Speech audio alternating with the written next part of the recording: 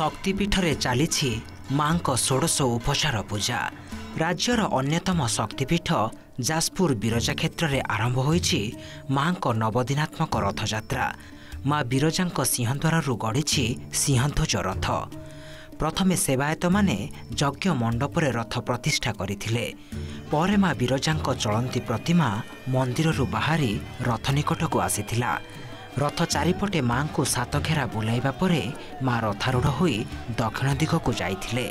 आजिठु नवमी जाए माँ अपराह्न मंदिर बाहरी रथारूढ़ होई प्रत्येक दिन रथ को थरे मंदिर परिक्रमा करिवे।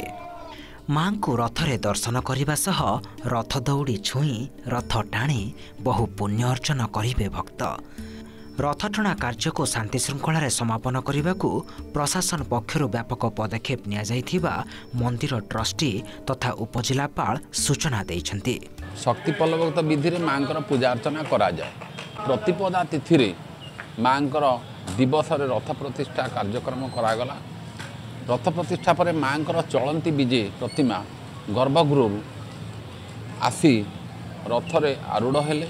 प्रतिपदा तिथि महानवमी पर्यंत माँ प्रत्येक दिन एक बेढ़ा परिक्रमा करा आमर मंदिर प्रशासन तरफ सब प्रकार विधिवत व्यवस्था करा जायछि।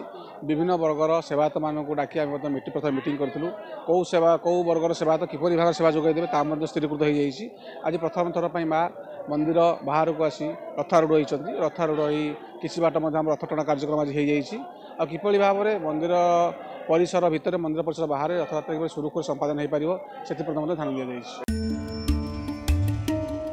एपटे केन्द्रापड़ा राजनगर सातभायार पंचुबराही शक्तिपीठ अन्यतम। ओडिशार विभिन्न स्थानरू हजार हजार भक्त माँ कृपालाभ पाई एठाकु आसंती। सातभायार आराध्या देवी माँ पंचुबराही पीठर रही स्वतंत्र महात्म्य। माँ आविर्भाव को नहीं रही अनेक कहानी। केवल सबर संप्रदायर सधपा महिला एठारे माँ को पूजा करिवार देखा जाए। शारदीय दुर्गा पूजा अवसर में सप्तमी ठारू दशमी पर्यंत एठारे चंडीपाठ करा जाय थाए। वर्षरे दुई थर पानी कखारू बलि पड़ा भली एक नियारा परंपरा अनुष्ठित होगा यह शक्तिपीठर अन्यतम आकर्षण। प्रति मंगलवार दिन मंदिर रे देवी दर्शन को निषेध करा जायछि। ग्रामवासी द्वारा परिचालित कमिटी द्वारा माँ को नीतिकांति और पूजा पार्वण अनुष्ठित हेउछि।